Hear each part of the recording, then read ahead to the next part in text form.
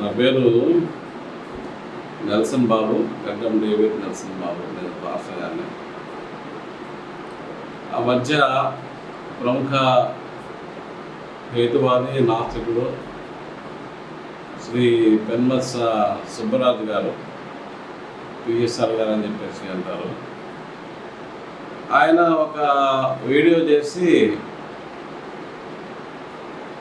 యేసుక్రీస్తు పవిత్రుడా అనేటువంటి ప్రశ్నతో ఒక వీడియో చేసి పెట్టారు. దాంట్లో కొన్ని ప్రశ్నలు, వాదనలు, ఆయన ఇచ్చినటువంటి ఆయన ఇచ్చిన సమాధానాలు అవి కాస్త ఆలోచింపజేస్తాయి మనం. అదే సమయంలో ఆ యొక్క ఆర్గ్యుమెంట్లో, ఆ వాదనలో ఈ నాస్తికవాదులు చేసేటువంటి వాదన యొక్క పోకడలు స్పష్టంగా కనపడతాం. అదేంటంటే, ముఖ్యంగా నాస్తికులు చేసే పెద్ద పొరపాటు ఏంటంటే, ముందుగానే అసలు దేవుడు లేడు, యేసుక్రీస్తు లేడు అంటే ఆయన హిస్టారిసిటీని డౌట్ఫుల్గా చెప్తారు. అంటే హిస్టారికల్ జీసస్ అనేటువంటిది లేడు, ఇలాంటి వాదన తీసుకొస్తారు. మీకు ఒక మాట చెప్తాను. ఇప్పుడు మనం లాజిక్లో డిడక్టివ్ లాజిక్ చెప్తాం. All men are mortal, Socrates a man, Socrates mortal అని చెప్పేసి చెప్తాం. ముందే ఆల్ మెన్ ఆర్ మోర్టల్ అన్నాము, మన సోక్రటీస్ అనేవాడు మనుషుడు, వాడు కూడా మోర్టలే అని చెప్తున్నాం. మీరు కూడా ఏం చేస్తారంటే, అసలు దేవుడు లేడు, ఆత్మ లేదు అనేటువంటి దాంతో ప్రారంభించి, ప్రిమైస్ అంటాం, దాంతో ప్రారంభించి దేవుడు లేడు, యేసుక్రీస్తు దేవుడు కాబట్టి యేసుక్రీస్తు లేడు, ఇలాగ ఈ కైండ్ ఆఫ్ ఆర్గ్యుమెంట్ ఒకటి తీసుకొస్తూ ఉంటారు. అంటే ఆర్గ్యుమెంట్ ప్రకారం కరెక్టే అది, కానీ వాస్తవం రూపంలో మాత్రం కరెక్ట్ కాదు. ఇలాగా ఒక రాంగ్ లాజిక్ అప్లై చేసి ప్రజల్ని మభ్యపెట్టేటువంటి పరిస్థితి నాస్తికులు తీసుకొస్తారు. మీరు దేవుడు లేడని చెప్పేసి నమ్మేవారు, మీ నమ్మకం అది. లేదా యేసుక్రీస్తుకు హిస్టారిసిటీ లేదు అని చెప్పేటువంటి వారు, అది మీ నమ్మకం అది. మేమేమి మీతో క్లాష్ అవ్వం, మీ నమ్మకాన్ని మీకే వదిలేస్తాం. కానీ మిగిలినటువంటి విషయాలు కూడా పరిగణనలోకి తీసుకోవాలి. చాలా ఉన్నాయి. యేసుక్రీస్తు యొక్క హిస్టారిసిటీ గురించి చాలా ఉన్నాయి. మొదటిగా అసలు యేసుక్రీస్తు చరిత్రగా పురుషుడు కాదు, చరిత్రలో లేడని చెప్పినప్పుడు మీరు ఆయన గురించినప్పుడు కూడా వాదనలు తీసుకొస్తూ ఉంటారు. మరి ఆయన పవిత్రుడు కాదా, లేదా ఫలానా అని చెప్పేసి. ఇంకెందుకు, ఒకసారి మీరు చారిత్రక పురుషుడు కాదు అని చెప్పేసి మీరు అంటున్నప్పుడు, చారిత్రక పురుషుడు కాదని అన్నప్పుడు మళ్ళీ మీరు ఆయన గురించినటువంటి ఈ వాదనలు ఇవన్నీ తీసుకురావాల్సినటువంటి అవసరం లేదు. యేసుక్రీస్తు ఉన్నాడు అనుకుంటేనే ఆయన మీద విమర్శలు చేయండి. లేడు అనుకున్నప్పుడు మీరు ఇచ్చే విమర్శలకి అర్థం లేదు. లేడు అనుకున్నప్పుడు విమర్శలు ఎందుకు ఇంకా? కానీ మీరు ఏం చేస్తారంటే, హిస్టారిసిటీ ఆఫ్ జీసస్ క్వశ్చనబుల్గా చేసి మళ్ళీ ఆయన పవిత్రుడా కాదా అనేటువంటిది తీసుకొస్తూ ఉంటారు. ఇది కొంచెం హాస్యాస్పదంగా ఉంటారు. నెంబర్ 1, దైవత్వాన్ని నిరూపించడం అనేటువంటిది నమ్మనటువంటి వాడికి సాధ్యం కాదు. You cannot prove him. అది మళ్ళీ ఆ బాధ్యత దేవుడిదే ఉంటుంది. అలా నాస్తికులు చాలామంది దైవ విశ్వాసంలోకి వచ్చినటువంటి వాళ్ళు చాలామంది ఉన్నారు. నాస్తికులుగా ఉంటూ దైవాన్ని నమ్మకంగా నమ్మనటువంటి వారుగా ఉంటూ ఏదో కారణాన మళ్ళీ దైవాన్ని నమ్మి దైవం ఉన్నాడని చెప్పేసి నమ్మిన వాళ్ళు చాలామంది ఉన్నారు. అలాగే యేసుక్రీస్తు గురించి విమర్శించి, లేకపోతే బోధకుల్ని కొట్టి చంపేసి యేసుక్రీస్తు అనే మాట ఎత్తితే ఊరుకోమని చెప్పేసి చెప్పిన వాళ్ళు కూడా చాలామంది తర్వాత కాలంలో, వాళ్ళ జీవిత కాలంలో యేసు ప్రభువును అంగీకరించినటువంటి వాళ్ళుగా కూడా ఉన్నారు. సో ఇలాంటి ఎగ్జాంపుల్స్ ఉంటాయి. ఆ కారణాలు ఇప్పుడు మనం ఇక్కడ డిస్కస్ చేయలేం, సమయాభావం వల్ల మనకి అంత సమయం ఉండదు కనుక మనం దాన్ని డిస్కస్ చేయలేం. కానీ వాళ్ళ ఎక్స్పీరియన్సెస్ చెప్తూ ఉంటారు. ఒక పెద్ద మాంత్రికుడు కేవలం అతను నమ్మేటువంటిది మంత్రాలని, లేకపోతే ఏదో ఒక రకమైన దేవతల్ని, అడవిలో ఉండే దేవతల్ని, చేతపడిని, లేకపోతే ఏదో రకరకాలు ఉంటాయి, నమ్ముతారు అటు.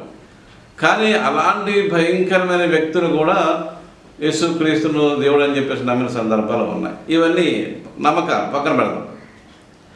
ఈరోజు సుబ్బరాజు గారు ఆర్గ్యుమెంట్లో హిస్టారిసిటీని క్వశ్చన్ చేశారు. యేసుక్రీస్తు అనేటువంటి వ్యక్తి ఈ చరిత్రలో లేడు అనేటువంటి దాని నుంచి వారు స్టార్ట్ అయ్యారు. వారు స్టార్టింగ్ పాయింట్ అదే, లేడు. మరి ఎందుకు వచ్చింది అంటే వాళ్ళు సృష్టించారు. ఎవరు సృష్టించారు? వాళ్ళు ఎవరు? సృష్టించిన వాళ్ళు ఎవరు? యేసుక్రీస్తు చారిత్రక పురుషుడిని సృష్టించింది ఎవరు? ఎవరికి వచ్చింది అవసరం? ఎందుకు వచ్చింది? ఈ ప్రశ్నలు వేసుకోవాలి కదా. వాళ్ళు ఎందుకు కల్పించారు? ఎవరిని? పర్పస్ ఉండాలి కదా. కల్పించడానికి యేసుక్రీస్తు దేవుడు హిస్టారికల్ వ్యక్తిని కల్పించడానికి ఒక పర్పస్ ఉండాలి. ఉత్తనే వాళ్ళు కల్పించి ఉంటారు కదా. ఎందుకు కల్పించారు? దానికి ఉన్న కారణాలు కూడా సుబ్బరాజు గారు చెప్పవలసిన అవసరత ఉంది. అవి ఏం చెప్పకుండా సింపుల్గా చారిత్రక ప్రశ్న చేసి whether he's historical or not అనేటువంటిది చెప్తా ఉంటారు. ఒకటి, నాస్తికులకి సరైనటువంటి సమాచారం లేదు, ఉండదు, ఉంచుకోరు, వారికి అక్కర్లేదు. ఎందుకంటే ఎంతసేపు దైవానికి సంబంధించినటువంటి వాటిని, మతానికి సంబంధించిన వాటిని తిరస్కరించడమే ధ్యేయంగా పెట్టుకుని అన్నిటికీ ఇంటూ పెట్టుకుంటా వెళ్ళిపోతే అయిపోద్ది, ఇంకా మనమేం కష్టపడక్కర్లేదు అని చెప్పేసి వాళ్ళు అనుకుంటారు. సింపుల్ అనమాట. చాలా తేలిగ్గా లేదు కాదు అనేది అయిపోద్ది. ఇంకా ఇది సరైనటువంటి విధానం కాదు.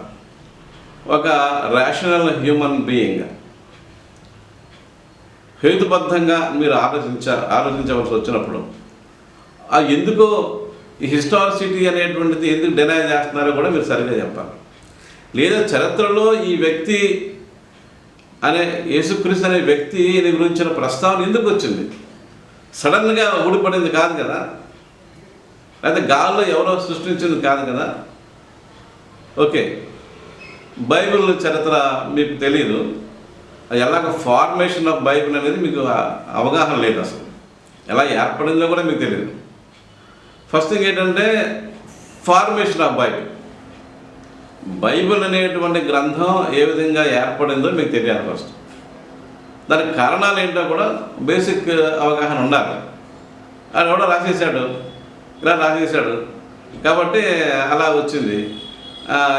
ఎన్నైనా రాసేసుకోవచ్చు, నవల్లాగా రాసేసుకోవచ్చు. ఇలాంటి తేలికపాటి స్వభావంతో తేలిక ఆలోచనలు చేయడం అనేటువంటిది మంచిది కాదు. రెండోది మీ మీద నేను చేసే విమర్శ ఏంటంటే, మీరు 19th సెంచరీలో ఉండే విమర్శలే తెస్తారు, కొత్త ఏం తేలేరు. మీరు 19వ శతాబ్దంలో ఈ యొక్క మోడర్నిజం ప్రారంభించినటువంటి ఆ సందర్భంలో ఏవైతే ప్రపంచంలో మేధావులుగా ఉన్నటువంటి వారు ఉన్నారో వాళ్ళు వాళ్ళ యొక్క రీజన్కి అందినటువంటి వాటిని వాళ్ళు కొన్ని ప్రశ్నిస్తూ వచ్చారు. దాంట్లో మతాన్ని, ఆధ్యాత్మికతని, లేదా కొన్ని ఎస్పెషల్లీ క్రిస్టియానిటీనే ఎక్కువగా ప్రశ్నలకు గురైంది. ఎందుకంటే ఈ రెనైసెన్స్, ఈ రిఫార్మేషన్, లేకపోతే మోడర్నిజం అంతా కూడా పాశ్చాత్య దేశాల్లో మరి అక్కడ బహుగా ప్రచారంలోకి వచ్చింది కాబట్టి, మేధో మదనం కూడా అక్కడే బాగా జరిగింది కాబట్టి పాశ్చాత్య దేశాల్లో ఉన్న వాళ్ళ టార్గెట్ అంతా కూడా క్రిస్టియానిటీ, బైబిలే. అంటే వాళ్ళు బైబిల్ మీద ఎక్కువగా విమర్శలు తీసుకొచ్చారు. ఈ హేతువాదులు, నాస్తికులు మాట్లాడితే బ్రూనో అంటూ ఉంటారు. బ్రూనోను క్రిస్టియన్స్ చంపేశారు. లేకపోతే ఎవరైతే గెలీలియోని కలుపికేశారు, ఇలాంటివి చెప్తూ ఉంటారు. అంతే చెప్తారు కానీ క్రైస్తవ విశ్వాసంలోనే క్రైస్తవ విశ్వాసాన్ని వ్యక్తం చేసినందుకు ఎంతమంది స్టేక్స్ మీద కాల్చి చంపబడ్డారో దాని గురించి మాట్లాడటం. క్రీస్తు శకం 4వ శతాబ్దం వరకు కూడా క్రైస్తవులు ఎంతమంది ఏ విధంగా హింసించబడ్డారో, ఎంతమంది జెనోసైడ్ అయిపోయారో, వాళ్ళు సమాధుల్లోకి వెళ్ళి దక్కోవలసి వచ్చిన పరిస్థితి ఏర్పడిందో, దాన్ని క్యాటాకూమ్స్ అంటాం మేము. అక్కడ కొంత లిటరేచర్, పెయింటింగ్స్ అంతా కూడా అభివృద్ధి చెందాయి. ఏం మాట్లాడటం. ఎంతసేపు బ్రూనోని చంపేశారు, గిలియన్ చంపేశారు, లేకపోతే గిలియన్ కళ్ళు పీకేశారు, ఇది చెప్తా ఉంటాం. అంటే మీ దృష్టి చాలా లిమిటెడ్గా ఉంటుంది, వాళ్ళిద్దరి మీద ఉంటుంది.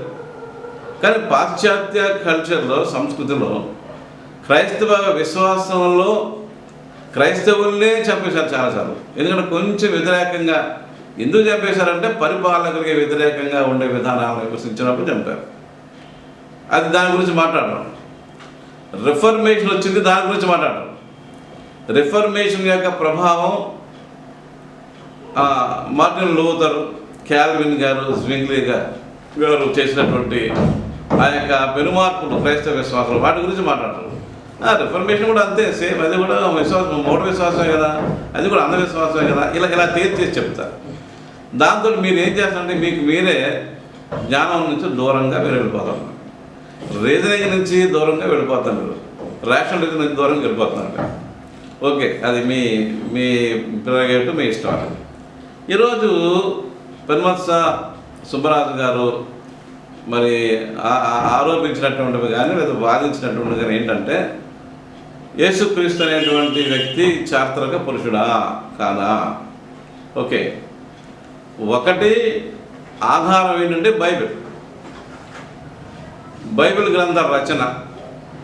మేమేమో inspired by the Holy Spirit అంటాం. ఓకే, మీరు దాన్ని అంగీకరించవలసిన అవసరం లేదు, మీకు అవసరం లేదు కూడా.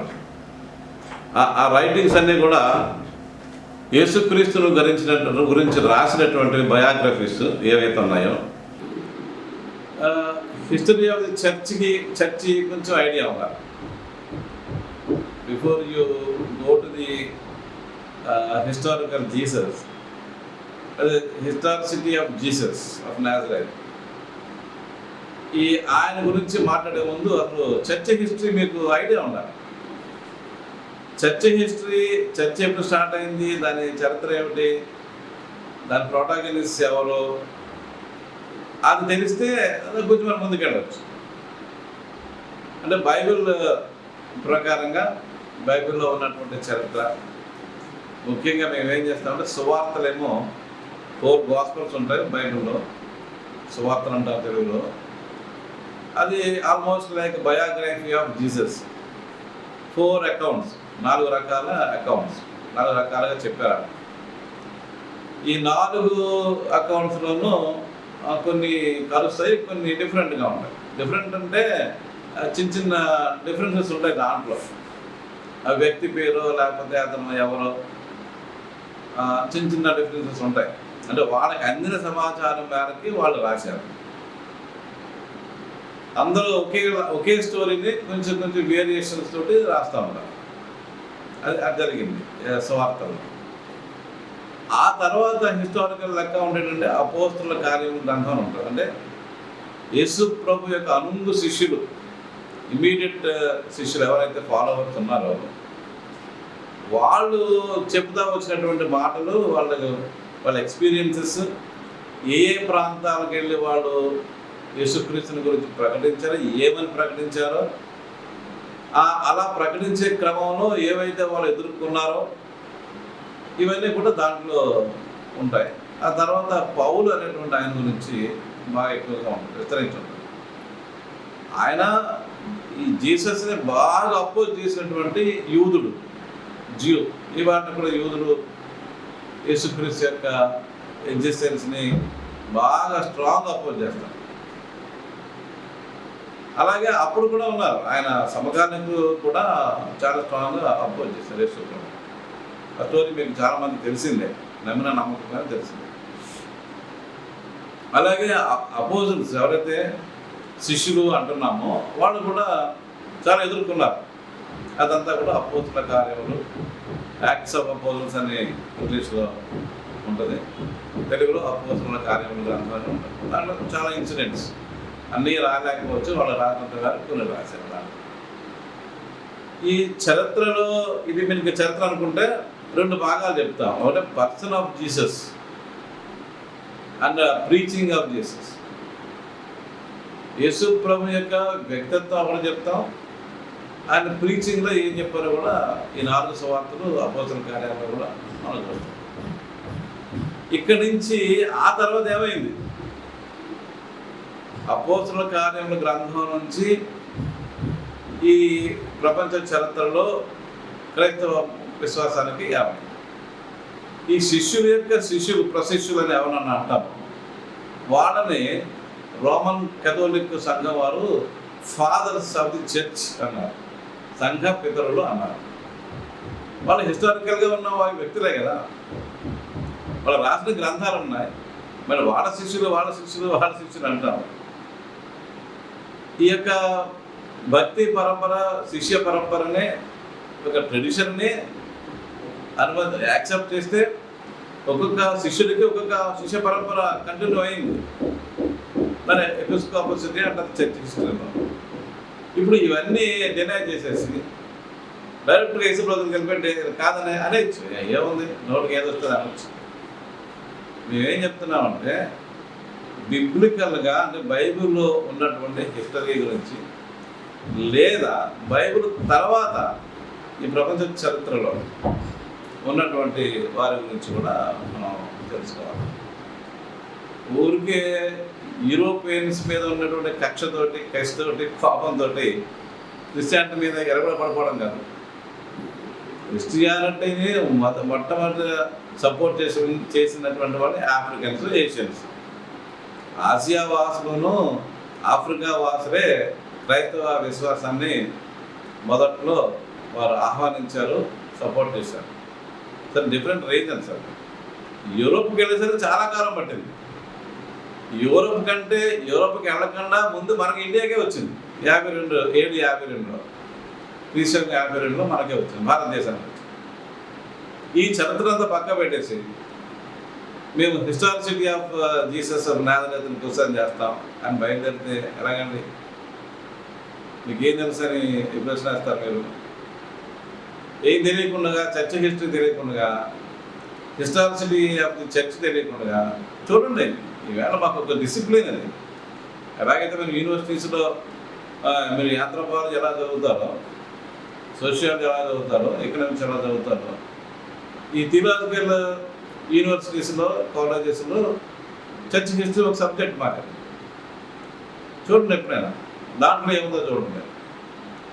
అలాగే బిబ్లికల్ ఆంథ్రోపాలజీ ఉంటుంది, బైబిల్కు సంబంధించినటువంటి ఆంథ్రోపాలజీ ఉంటుంది.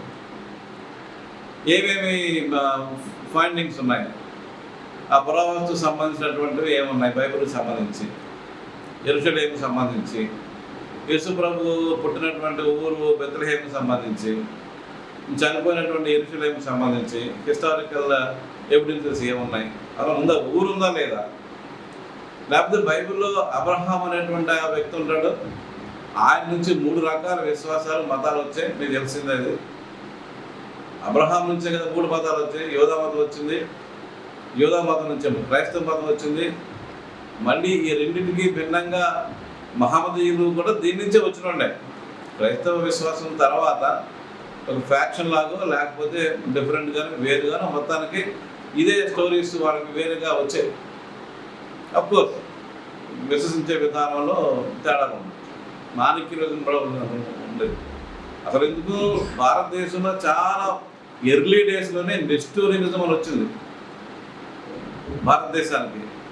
అదేంటంటే యేసు ప్రభు అనే వ్యక్తి పూర్తిగా మనుషుడే, ఆయన ఆ దైవత్వానికి ఎదిగాడు అని చెప్పేసి చెప్తారు నెస్టోరియనిజం. దైవత్వం అంటే ఏదో అతీతకమైనది కాదంటారు. అలాంటి విశ్వాసం, నమ్మకం, మతం కూడా భారతదేశంలో అభివృద్ధి చెందిన నెస్టోరియన్ విశ్వాసం. ఇవన్నీ ఒక ఐడియా రావాలి. మరి విమర్శించే ముందు, హిస్టారిసిటీ ఆఫ్ జీసస్ని విమర్శించే ముందు సంఘ చరిత్ర ఏమిటి, క్రైస్తవ సంఘ చరిత్ర ఏమిటి అనేటువంటిది ఒక ఐడియా రావాలి. రెండోది, ఇప్పుడు యేసు ప్రభు గురించి ఆ బైబిల్లో రాశారు, ఇంకెక్కడ లేదు దాని గురించి వాస్తవం. ఇంకెక్కడా లేదు దాని గురించి. దేని గురించి ఇంకెక్కడా ఉండదు. దేని గురించి శ్రీరాముని గురించి బైబిల్ ఎందుకు ఉంటుంది, యేసుక్రీస్తు గురించి రామాయణం ఎందుకు ఉంటుంది? ఇప్పుడు మొదట ఒక రిలీజియన్ పుట్టినప్పుడు అవే ఫస్ట్ కదా. నన్నయ్య గారు రచించినప్పుడు రామాయణం ట్రాన్స్లేట్ చేసినప్పుడు ఆదికే ఉన్నాం ఆయన ఫస్ట్, అది మన రాజమండ్రిలో. ఇప్పుడు ఫస్ట్ బుక్స్లో ఎందుకుంటే మిగతా విషయాలు ఉండవు, అది పిచ్చి ప్రశ్న వేస్తూ ఉంటారు. ఇక అదర్ దాన్ బైబిల్ బయట అక్కడ లేవు, బయట కూడా ఉన్నాయి యాక్చువల్. కానీ రోమన్ హిస్టోరియన్స్ అక్కడక్కడ వాళ్ళు రాసినప్పుడు, లేదా ఆ కాలంలో ఉండేటువంటి సమకాలీనటువంటి రచనల్లో గ్లిచెస్ ఉంటాయి, కొద్దిగా ఉంటాయి. అలాగా యూసిబిఎస్ అనేటువంటి ఆయన రాసినప్పుడు, అదే జోసిఫస్ అనేటువంటి ఆయన రాసినప్పుడు, యేసుక్రీస్తు వారి యొక్క సోదరుడైనటువంటి యాకోబు, ఆ యాకోబుని గురించినటువంటి ప్రస్తావన చేస్తూ ఇతను ఆ చనిపోయినటువంటి యేసుక్రీస్తు సోదరుడు అని చెప్పేసి వాళ్ళు మెన్షన్ చేశారు. అంటే అవుట్ సైడ్ ద బైబిల్, బైబిల్కి అవతల ఉండేటువంటి గ్రంథాలు కూడా మెన్షన్ ఉంది. మరి why not a big story, a big history of Jesus? అప్పుడు లేదు. అప్పుడు కేవలం ఆయన వాస్ మౌతింగ్. మీకు తెలుసు సోక్రటీస్ గురించి, సోక్రటీస్ అనేటువంటి ఆయన ఏం రాయలా, మహామేధావి రాయలేదు ఏమీ. కానీ ఆయన శిష్యుడు ప్లేటో రాశాడు. ప్లేటో రాయకపోతే సోక్రటీస్ మనకు తెలియదు, మనకి ప్రపంచానికి తెలియదు మనకి. అయితే ప్లేటో రాసినటువంటి పుస్తకాల్లో, గ్రంథాల్లో సోక్రటీస్ హీరో. సేమ్ థింగ్ ఇక్కడ కూడా యేసుక్రీస్తు వారు తనతో తాను కూర్చుని ఏం రాయలేదు, ఆయనకు అవసరం లేదు. మనం చెప్పుకుంటూ వెళ్ళాడు, బోధించుకుంటూ వెళ్ళాడు. ఈ was considered as a rabbi, ఒక బోధకుడిగా కన్సిడర్ చేశారు. ఆయన పెద్దగా యేసుప్రభువు అంటే దేవుడా చూడలేదు ఆ టైంలో. యూదులు మత ప్రవిష్టులు అంటే నేను చాలాసార్లు నేను కంపేర్ చేస్తూ ఉంటాను. యూదులు చాలా స్ట్రిక్ట్గా వాళ్ళ మతాన్ని, ధర్మశాస్త్రాన్ని అనుసరించేటువంటి వాళ్ళు ఉన్నారు. అయితే వాళ్ళు యేసుప్రభుని అంగీకరించలేదు. వాళ్ళు చాలామంది రిజెక్ట్ చేశారు, ఎందుకంటే వాళ్ళకి దేవుడు ఒక్కడే అనేటువంటి సిద్ధాంతం కదా. ఇంకా వాళ్ళు వచ్చి దేవుడు చెప్పి అనరు. కానీ ఎవరైతే అనుకున్నారో ఈయన దేవుడు, దైవ కుమారుడు, వాగ్దానం ఏవైతే యోధా గ్రంథాల్లో దేవుడు వాగ్దానం చేశాడో, ప్రామిస్ చేశాడో, ప్రవచించాడో, ఆయనే ఈ యేసుక్రీస్తు అని చెప్పేసి నమ్మిన వాళ్ళు ఆయన క్రిస్టియన్స్ అనబడ్డారు. అది కూడా రాస్తారు అపోస్తలుల కార్యముల గ్రంథంలో. ఎవరినైతే మొట్టమొదటిసారిగా అంత్యోకియలో ఉన్నటువంటి వారిని క్రైస్తవులు అనబడేది అని రాస్తారు. యాంటియోకులో ఉన్నటువంటి వాళ్ళు క్రైస్తవులు అనబడ్డారు. ఎందుకన్నారు? క్రీస్తు బోధనలో అనుసరించేటువంటి వారిగా ఉన్నారు కాబట్టి క్రైస్తవులు అన్నారు. మరి క్రీస్తు బోధనలో అనుసరించాలి అన్నప్పుడు క్రీస్తు ఉండాలి కదా. క్రీస్తు లేకుండా క్రీస్తు బోధనలు అనుసరించే వాళ్ళు ఎట్లా వస్తారు? ఈ సింపుల్గా ఆలోచించకుండా ఆ క్రీస్తు హిస్టారిసిటీ లేదు అని ఎవడో చెప్తే పరిమాణాడు ఏమైందంటే, ఎందుకు ఆ మాట అంటున్నానంటే క్షమించండి, should not have use that. ఈ 19th centuryలో ఉన్నటువంటి నాస్తికులు, పాశ్చాత్య మనోళ్ళు కాదు, భారతీయులు కాదు, పాశ్చాత్య దేశంలో ఉండే నాస్తికులు విపరీతమైన ద్వేషాన్ని వెలుగెక్కారు క్రిస్టియానిటీ మీద. అఫ్కోర్స్ దానికి కూడా హిస్టారికల్ రీజన్స్ ఉన్నాయి. క్రిస్టియానిటీ మీద విపరీతమైన కోపం, ఎందుకంటే అప్పుడున్న క్రైస్తవులు అంత భయంకరంగా ప్రవర్తించారు, చాలా విపరీతంగా ప్రవర్తించారు. విలనిజం అంతా వాళ్ళ దగ్గర ఉంటుంది, ఒప్పుకోవాలి. ఈ దిశని అవతల వాళ్ళ మీద ఉపయోగిస్తూ ఉంటాం. అందుచేత కలహాకారకులు అవుతారు, నారదులు అవుతారు మీరు. అలా కదా. అంచేత మీరు న్యాయబద్ధంగా, హేతుబద్ధంగా కనుక నాస్తికులు ప్రశ్నలు చేస్తే మంచిది అది. ఎందుకంటే మనస్సు వికసిస్తుంది, మేలే జరుగుతుంది. సత్యం ఎప్పుడూ కూడా మంచిదే, సత్యం ఎప్పుడూ మంచిదే. అసత్య ప్రచారాలు, అరకొర సత్యాలు కూడా, అర్ధ సత్యాలు కూడా మంచిది కాదు.